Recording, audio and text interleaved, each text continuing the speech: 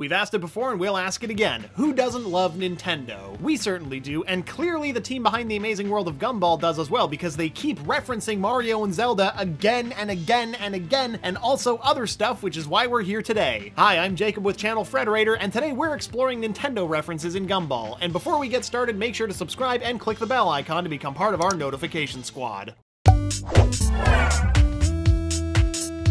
We'll start with the basics. The Season 5 episode The Uncle is practically one long Nintendo reference, probably because the central plot of the episode involves Gumball trying to get close to Ocho so he can meet his Uncle Mario. I know, how can we be sure that it's the same Mario? Well, Ocho's Uncle Mario races go-karts on the weekends, has a plumbing business, is scared of ghosts, and likes stars, dinosaurs, and princesses, so it seems pretty likely, to Gumball at least. Naturally, all of this talk of Uncle Mario spurs plenty of other Nintendo-esque hijinks. About 5 minutes into the episode, Gumball gets off the bus whistling one of the Kanto themes from Pokemon, and when he's about to meet Mario, he shouts "Yahoo!" and "Let's-a go!" two of Mario's most iconic catchphrases that I just completely ruined yet again. Gumball then goes to meet Mario for golf, which he describes as the lamest sport you can play with Mario, which is clearly untrue because someone apparently never played Toadstool Tour. The scene draws heavy influence from Super Mario Bros. Gumball sings the Star Invincibility theme going down a pipe, jumps on a lady with a mushroom hat, and when he reaches his destination, slides down a pole with a flag. He even does the sound effects. And if we haven't already proven that this episode is one giant Nintendo reference, then have a look at the title. From the earliest days of Nintendo, kids in schoolyards everywhere, especially Eric from my 2nd grade class, have been spreading false information about the company's plans, often citing their elusive uncle who works at Nintendo. And based on how often that this isn't the case, I can only come to the conclusion that nobody works at Nintendo. Given that Ocho is by design an 8-bit video game character, it's only natural that he brings plenty of Nintendo references, so let's have a look at the episode called The Tape. While filming home movies, Gumball and Darwin spy on Ocho and discover that he can use the fabled Konami code to hack life. The Konami code, of course, being the cheat code that has become a staple of video game and internet culture that reads up, up, down, down, left, right, BA, being applied for the first time in the game Gradius for the NES in 1986, and hyper-popularized by the famously difficult Contra in 1988. In Gumball, however, the classic code allows Ocho to do stuff like cheat on tests or make a familiar-looking gold block appear at his bidding. The block even spits dollars when he jumps and hits it. If it rained coins instead, it could be right out of a Mario game, but as is, it's still an undeniable reference. Ocho can also use the Konami code to start flashing rainbow colors and run super fast, knocking people over on contact, much like Mario's stars. Unfortunately, as Gumball learns the hard way, only Ocho can use the Konami code in real life. Don't try it at home, kids.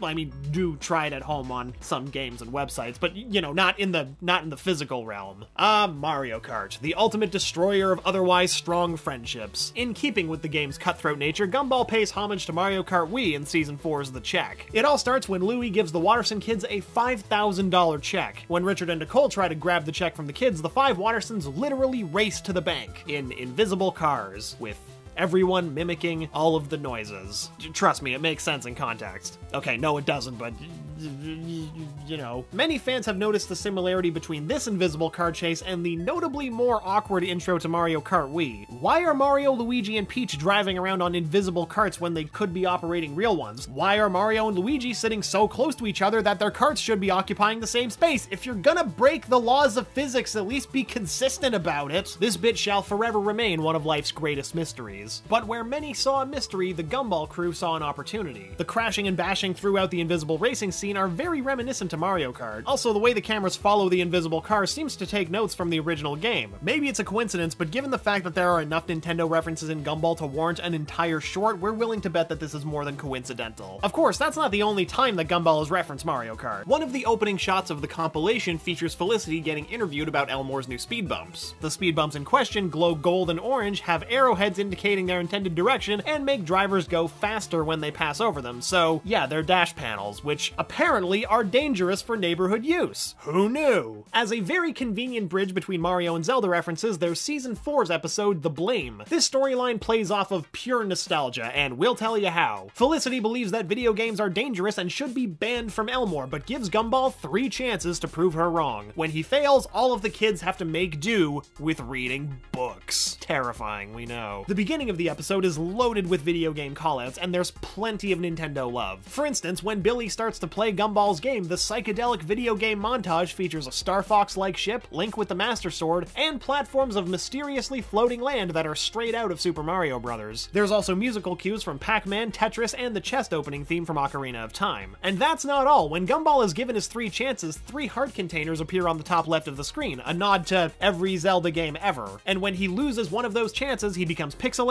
throws his arms above his head, suspends his legs, and hops up, and then down, and then off screen. His image blinks a couple of times before he comes back to life. In other words, the life lost sequence in Super Mario Bros. Even one of Gumball's chances is a Nintendo reference. His family is playing a system that's pretty clearly a Nintendo Wii, and the game they're playing is pretty clearly Wii Sports. I mean, no one can blame Felicity for not being sold on Wii Sports. Feel like Zelda isn't getting enough love? Fear not. In The Tale of ZELMORE, Gumball and Darwin are obsessing over a game called The Tale of ZELMORE. Almost threw you for a loop there, didn't I? Looking at the gameplay, you'll notice that the hero's outfit looks a lot like Link's in the original 1986 NES title, and true to form, there are those 3 heart containers in the top left corner. While the sequel, The Golden Lake, isn't a direct reference to Zelda, it certainly sounds like it could be. The Golden Lake's cover even features a sword that bears a suspicious resemblance to the ever-powerful Master Sword. The Tale of ZELMORE has only been in 2 episodes, which are coincidentally both in Season 2. The Tale of ZELMORE makes its debut in The Flakers and gets briefly mentioned in The Promise upon the release of its sequel. There's a nice little Easter egg that pops up when Gumball opens the package for the Golden Lake. He sings the theme of Link opening a treasure chest. He then holds up the game disc just like Link would, marveling at the revealed item. And honestly, who doesn't react just like Gumball and Darwin when they find out that there's a new Zelda game? That might honestly be the most relatable moment in all of Gumball, at least for Nintendo fans. There are many practical uses for things you can learn in Zelda games, like what melody to sing to make someone fall asleep, or how to use bombs to open doorways, or how not to pester farm animals, or how to